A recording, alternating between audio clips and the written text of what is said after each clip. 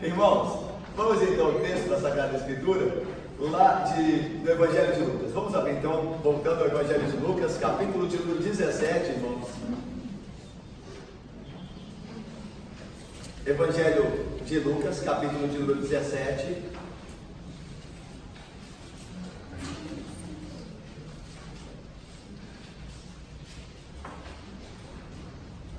A partir do versículo de número 11.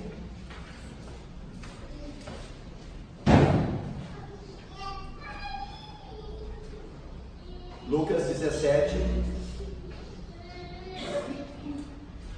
a partir do capítulo de número 11.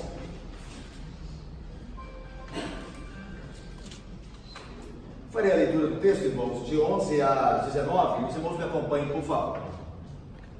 Diz assim o evangelista e discípulo e médico chamado Lucas. Disse Jesus, de caminho para Jerusalém, passava Jesus pelo meio de Samaria e da Galileia. Ao entrar numa aldeia, saíram-lhe ao encontro 10 leprosos, que ficaram de longe e lhe gritaram dizendo: Jesus, mestre, compadece-te de nós. Ao vê-los, disse-lhes Jesus: Ide e mostrai-vos aos sacerdotes. Aconteceu que, indo eles, foram purificados.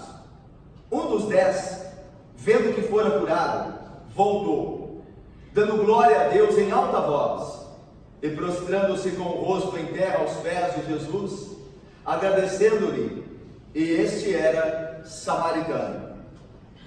Então Jesus lhe perguntou: não eram 10 os que foram curados? Onde estão os 9?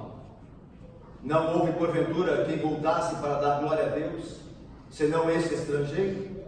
E disse: levanta-te e vai, a tua fé te salvou. Vamos orar mais uma vez, irmãos? Ó Deus santo e bendito, fala-nos, Pai, por tua suprema, gloriosa, poderosa palavra, Deus, e que ela encontre, pelo poder do Espírito Santo que em nós habita, lugar, guarida em nosso coração, Pai. Transforma-nos por meio de sua palavra, santifica-nos por meio dela, Pai. Limpa-nos espiritualmente por meio de sua palavra.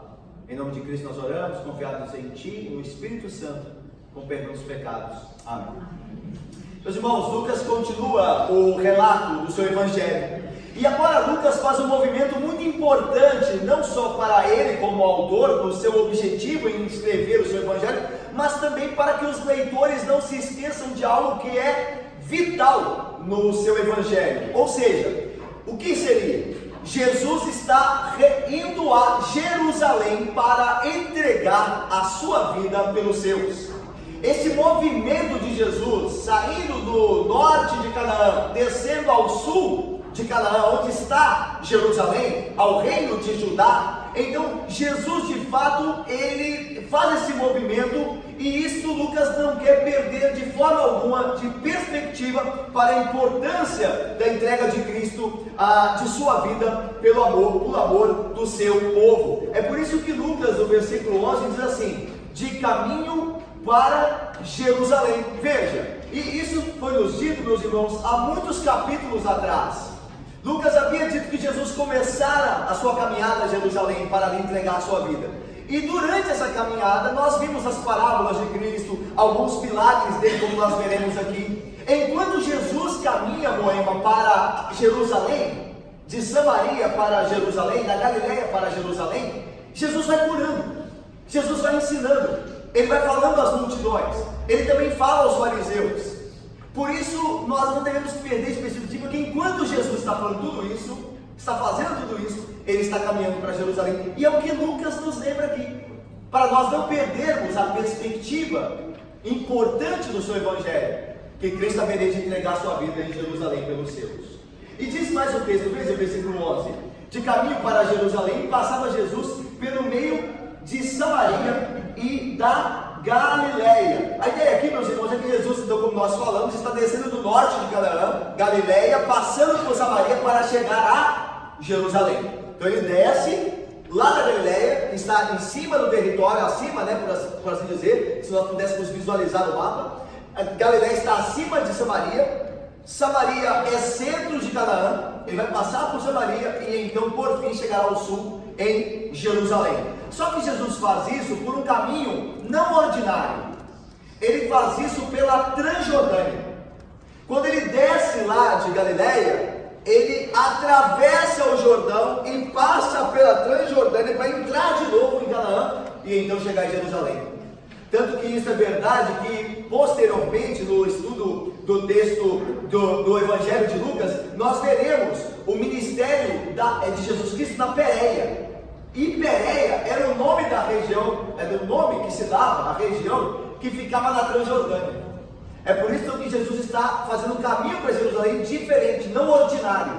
Ele não está passando pelo meio de Samaria, mas por entre a Galileia e Samaria, na divisa, junto com a Transjordânia. Então veja o texto. De caminho para Jerusalém, passava Jesus pelo, ou entre, aqui melhor no grego, por entre Samaria e Galileia, e ao entrar numa aldeia, o texto Lucas não diz o lugar. Lembra que Lucas não se importa muito com detalhes, né, geografia, horário, mas ele está preocupado com temas, com assuntos. Então veja, ao entrar numa aldeia, provavelmente como nós vimos na Pérea, Transjordânia, saíram ao encontro 10 leprosos. Esses 10 leprosos, nós veremos que um deles é samaritano, como a gente viu no final do texto. Onde estão os outros 9? Só esse samaritano voltou. Então a ideia é que esse grupo de leprosos, eles eram um grupo misto. E isso fica muito claro, porque como Jesus está entre a Galileia e Samaria, está na divisa, é muito comum que existam ali homens leprosos daquele grupo, das regiões que Jesus passa por ela. Então é um grupo misto.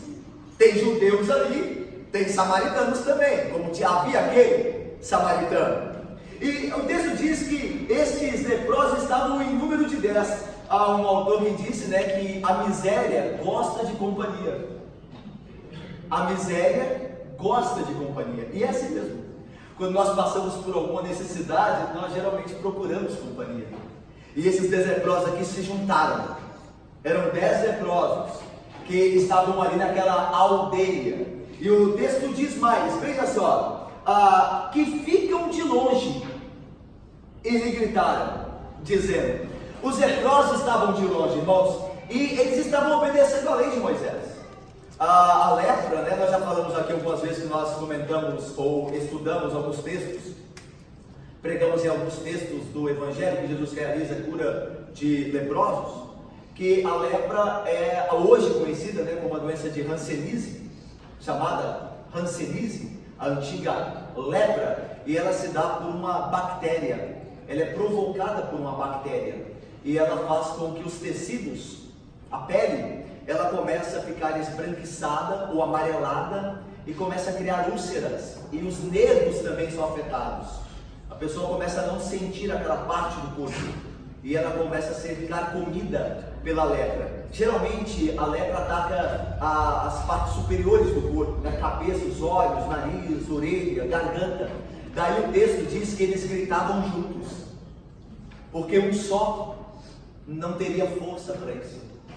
Então todos eles gritavam, para que a voz deles se fizesse ouvida. E o texto diz mais, que eles estavam de longe. Como eu disse, eles obedeciam a lei de Moisés. Lá em Levítico capítulo 13 diz que os leprosos não poderiam chegar perto dos homens com a saúde de fato intacta. Eles tinham que viver afastados do convívio social. Havia ainda muita ignorância com relação à lepra, né, a Hanseníase.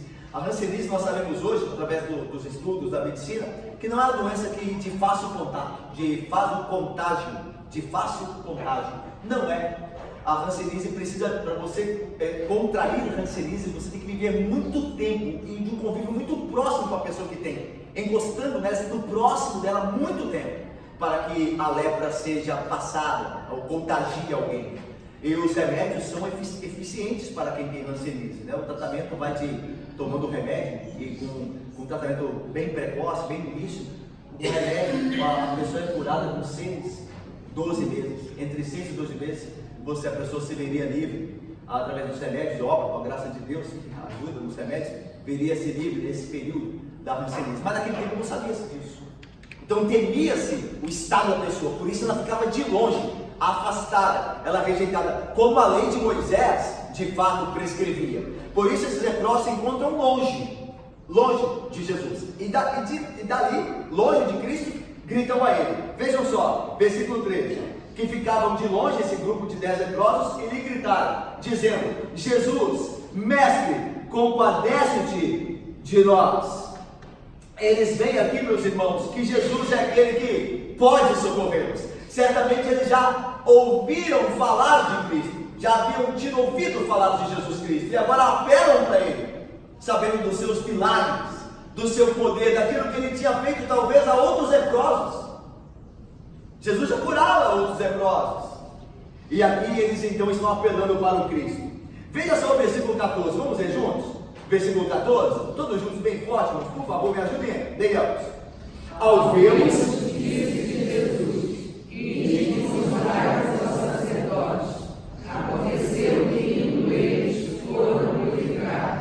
ao vê-los, disse-lhe Jesus: ide. Esse texto, meus irmãos, automaticamente ele nos remete a 2 Reis, capítulo 5. A 2 Reis, capítulo 5, entre os versos 10 e 15. Quando nós vemos o comandante do exército da Síria, chamado Naamã, lembram-se dele? Israel estava cativa e uma menina israelita foi levada à casa do comandante da Síria, Naamã, para servir ali. E o comandante Naamã era um herói de guerra, só que o texto diz que ele é um herói de guerra, embora fosse leproso. E então a menina israelita diz à senhora de Naamã, a esposa de Naamã, o seguinte: se o meu senhor soubesse do profeta que é Israel, ele iria vê-lo e seria salvo, curado de sua lepra. E então Naamã, através daquela menina israelita, que nem nós sabemos o nome, o texto não diz o nome da menina israelita, mas uma menina, hein? Como Deus usa, uma menina levou de fato o comandante da Síria até o profeta Eliseu. E quando Naamã fica sabendo disso, ele vai ao rei da Síria e pede ao rei da Síria permissão para ir a Israel procurar o tal profeta.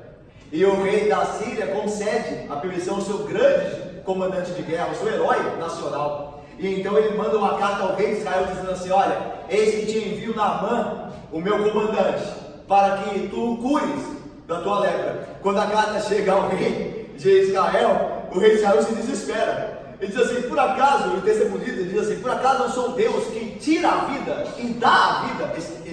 Essa afirmação do rei de Israel ali naquele momento é poderosa para nós também. Deus é quem tira a vida e que dá a vida. É Deus que faz alguém morrer em última instância. E Ele também que livra da morte, que traz da morte. É o mesmo Deus. Então ele diz assim: sou eu, Deus, que tira a vida e dá a vida, capaz de curar alguém com lepra. Aí o rei continua: esse rei da Síria quer um motivo para entrar comigo em guerra. Ele sabe que não pode, então ele vai usar isso para vir contra mim, que eu não curei o comandante dele. E aí então a Bíblia diz que Eliseu fica sabendo do pedido. E Eliseu então envia mensageiros a alguém dizendo assim: manda o comandante vir ter comigo e saberás que há profeta em Israel. E Naamã vai ter com Eliseu. Mas Naamã não chega nem mesmo próximo do profeta. Quando a comitiva de Naamã está chegando próximo onde Eliseu estava, Eliseu manda um mensageiro. Eliseu nem vê Naamã naquele momento. É interessante aqui, a mesma ideia, a distância. Há uma distância do grupo dos leprosos para Jesus. Naquele dia, aquele relato de 2 Reis, também há uma distância entre o profeta Eliseu e Naamã. E o profeta Eliseu manda, antes que a comitiva chegasse, manda um mensageiro dizendo assim: vai lavar-te no rio Jordão 7 vezes. E aí o comandante da Síria, Naamã, fica indignado. Eu vim aqui para nem ser visto por esse profeta. E é interessante dizer assim: eu pensei que ele viria aqui e colocaria a mão sobre mim, imporia a mão sobre mim, colocaria a mão nas minhas feridas e clamaria a Deus, ou seja, faria algo extraordinário. E é geralmente o que se procura nas igrejas, né? Essas coisas de impor mãos, eu pensei que ele faria isso, eu pensei que ele colocaria as mãos sobre a ferida. Às vezes vem igrejas assim, né? Coloca a mão aqui, né? Assim, na mão, talvez procurasse uma igreja dessa. Eu pensei que Jesus, e a Bíblia diz que Eliseu só falou, deu a ordem, vai lavar, nem viu.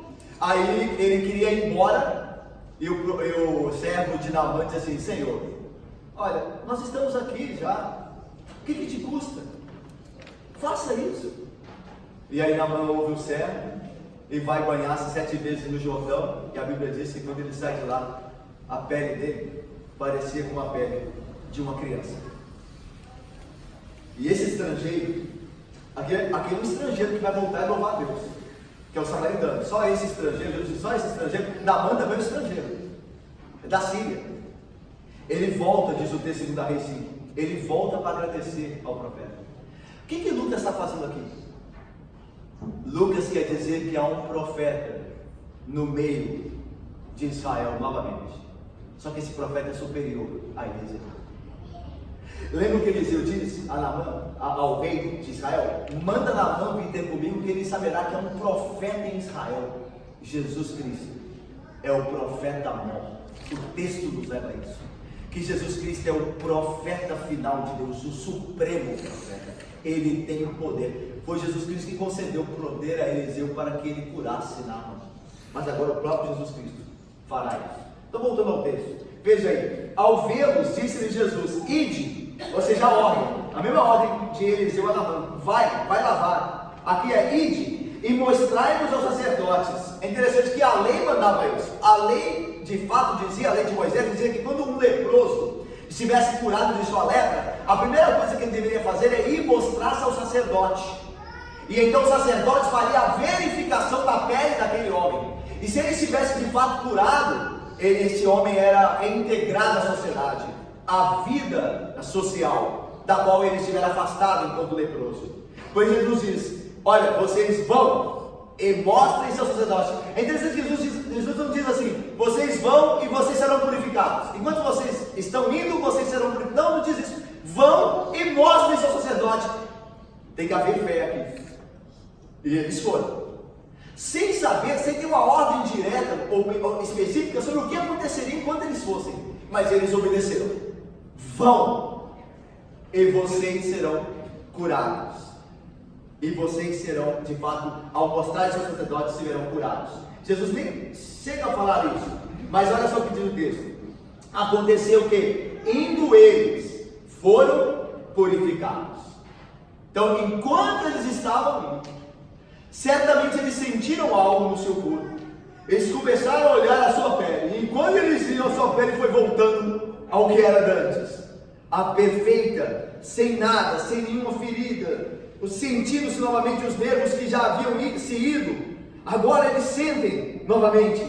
Eles podem falar, já não há prejuízo à garganta deles. Tanto que o que agradece o samaritano, quando vai agradecer Jesus, volta gritando. O texto diz: voltou gritando. É o que Lucas está dizendo. Ele está plenamente curado. A lepra não mais ataca suas cordas vocais, a sua voz. Ele tem poder agora para gritar. Então eles estão indo e são curados. É interessante, meus irmãos, que nós vemos diante desse relato de Lucas, nós vemos semelhanças nesses 10 leprosos. Olha as semelhanças entre eles. Todos estavam afetados pela lepra, todos estavam decididos a fazer algo a respeito, porque gritaram de Jesus pedindo misericórdia. Todos tinham ouvido acerca de Jesus e que poderiam ser curados por eles, porque todos estavam clamando a sua misericórdia. Todos, de fato, reconheceram Jesus, reconheceram dele poder para curá-los. Todos obedeceram a ordem de Cristo, a ordem direta: olha, ide mostrar aos sacerdotes, e todos eles foram curados. Essas são as semelhanças entre aqueles 10 homens. Mas as semelhanças terminam aqui, porque o texto vai dizer assim, olha, versículo 15: um dos 10, só um, acabaram as semelhanças. Todos eram leprosos, todos clamaram a Jesus, todos foram e todos acabaram curados. Só que aqui acaba a semelhança.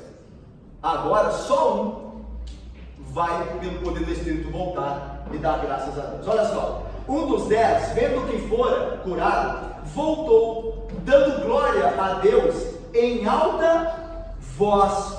O relato aqui nos dá a impressão de que eles não haviam se afastado, Cláudia, minha irmã Vera, minha irmã Débora, a minha irmã Neila Marisa, não haviam se afastado, João, por muita distância, estavam próximos ainda de retornarem. Mas o texto diz que apenas um dos 10, vendo que fora curado, voltou, dando glória a Deus em alta voz. Aí a ideia que nós falamos, né? Gritando. E veja o que ele faz quando ele chega-se a Jesus, chega a Jesus. Versículo 16, vamos ler juntos? Versículo 16, leiamos.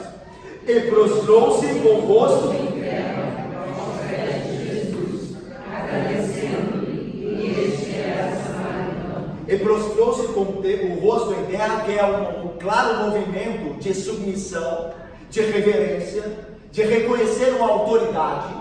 E prostrou-se com o rosto em terra, né? Colocou os joelhos no chão e colocou a cabeça na terra, agradecendo a Jesus. E aí Lucas faz um acréscimo importante, diz assim: e era samaritano. Este era samaritano. Dentre aqueles que estavam no grupo dos 10 leprosos, havia um samaritano, e foi justamente o samaritano, inimigo dos judeus, não quistos pelos judeus. Este mesmo samaritano, um deles, voltara para agradecer a Cristo. É interessante que Lucas, ele de fato dá uma importância muito grande à história dos samaritanos com relação a Cristo. Lembra que a parábola do bom samaritano se encontra em Lucas. E aqui nós vemos outro samaritano. Por quê? Também nós temos que lembrar que Lucas era um gentio. Lucas era um estrangeiro. Lucas não era um judeu. O evangelista Lucas não era um judeu, era um gentio.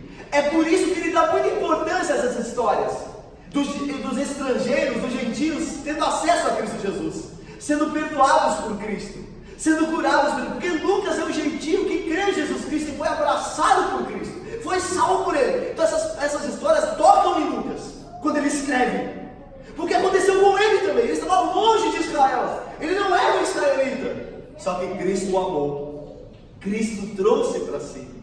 E é interessante também que essa narrativa já nos aponta para o que vai acontecer em larga escala em Atos. O que é? A saber, ao acréscimo ao povo de Deus dos estrangeiros. Os estrangeiros gentios serão acrescentados à igreja em Atos. Então isso aqui é uma amostra do que vai acontecer em larga escala no outro livro de Lucas, que é o livro de Atos.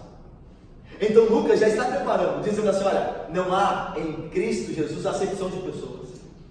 Todos os que creem, judeus ou gentios, serão salvos se depositarem sua fé nele. É isso que Lucas está dizendo aqui para nós, quando diz assim: voltou um, e olha, era samaritano, era um gentio, era um estrangeiro. Veja mais, versículo de número 16: e prostrou-se com o rosto em terra aos pés de Jesus, agradecendo-lhe, e este era samaritano. Agora veja o versículo 17: então Jesus lhe perguntou: não eram 10 os que foram curados? Onde estão os 9? Meus irmãos, como a gratidão é difícil de encontrar. Como a gratidão é difícil de encontrar. Não eram 10 os que foram por mim curados? Onde estão os 9? 9 não vieram. Só um voltou. Como a gratidão, irmãos, é difícil de ser encontrada.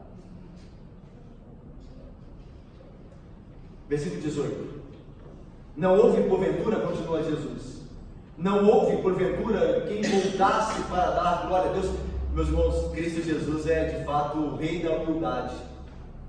Ele não diz assim, não, embora pudesse dizer, viu? Ele não estaria errado se dissesse, tá ok? Ele não diz aqui assim, não, nenhum deles voltou dos 9 para dar glória a mim, porque por mim foram curados. Mas o objetivo de Cristo é que o Pai seja louvado. É por isso que ele diz aqui, não voltou nenhum deles para dar glória a Deus. A minha comida e a minha bebida, disse Jesus, é fazer a vontade do meu Pai.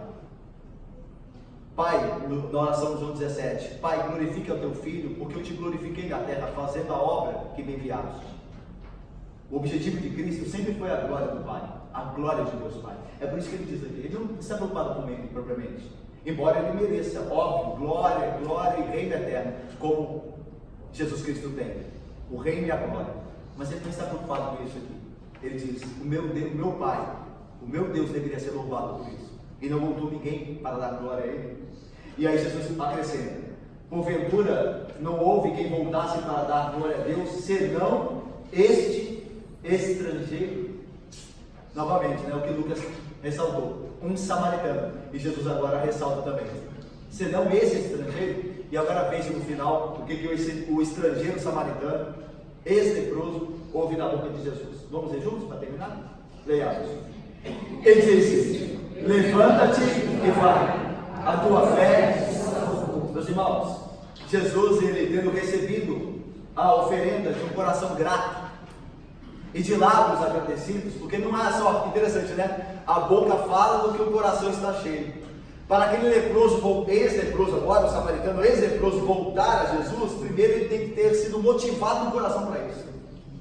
Primeiro, a vontade do coração deve ter sido transformada, para ele considerar que havia, de fato, a virtude, honra em voltar para agradecer, que Jesus Cristo era digno de gratidão. Então isso começou no coração dele, e agora a boca dele expressa, porque ele chega louvando a Deus. A Bíblia diz que ele volta dando glórias a Deus. Então a boca fala do que está cheio no coração, e Jesus reconhece o coração grato e a oferenda de um louvor sincero, e então profere essas palavras: levanta-te e vai, a tua fé te salvou. Irmãos, os 9 que não voltaram foram curados de sua doença, mas nenhum deles foi salvo.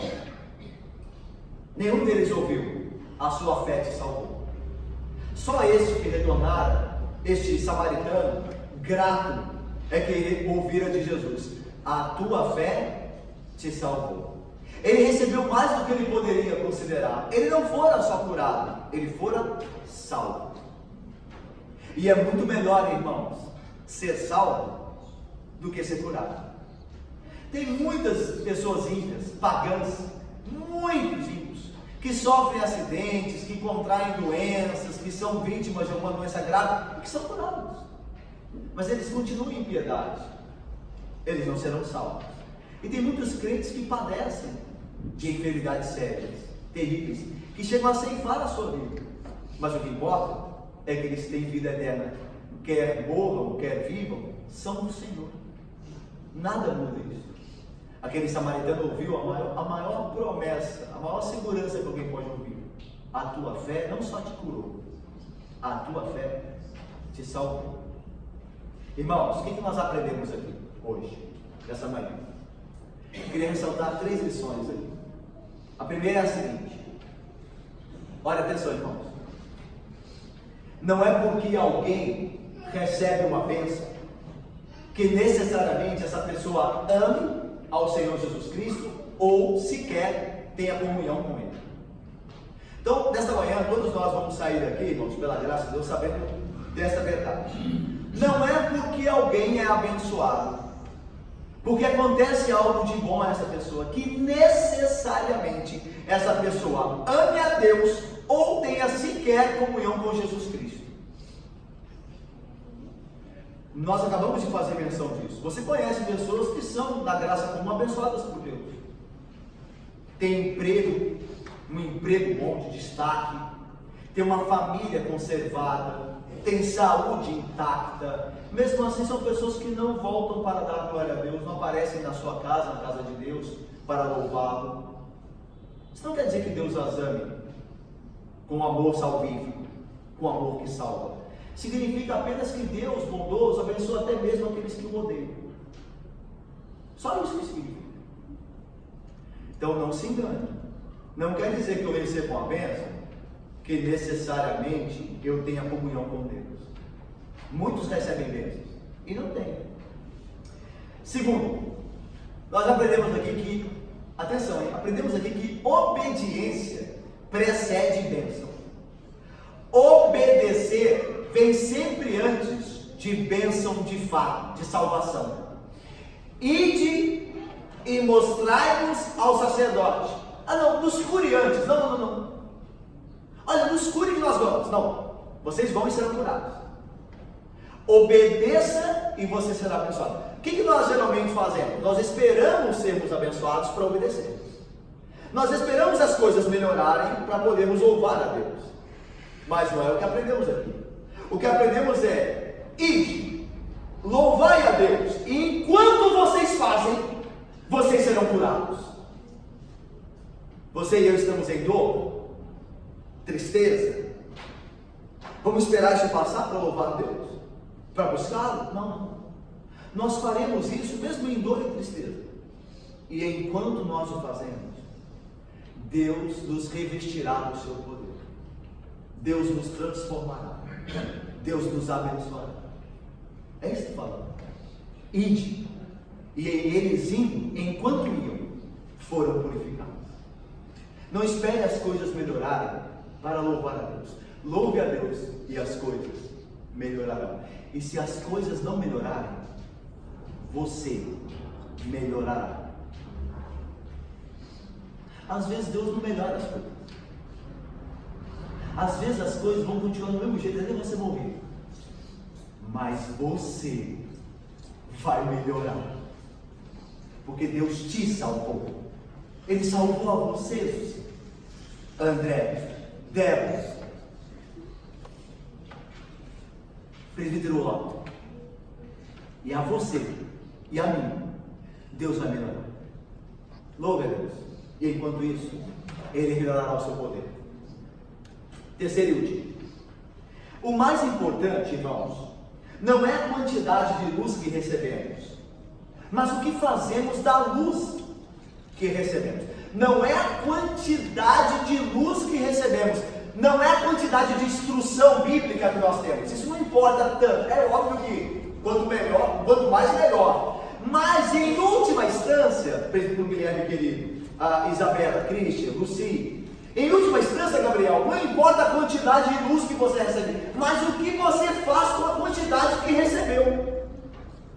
Quem sabia mais a Bíblia? Os samaritanos ou os judeus?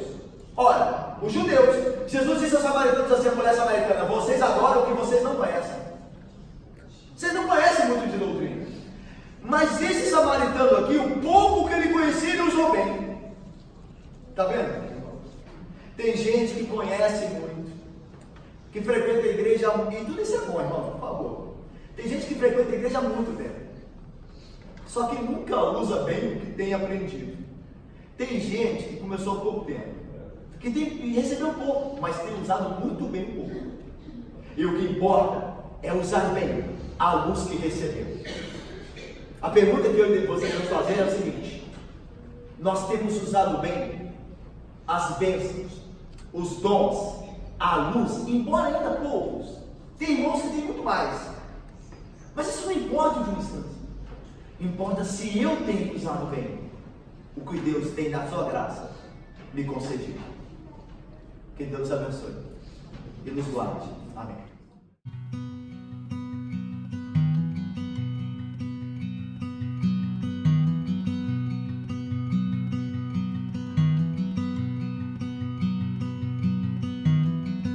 A mighty fortress is our God.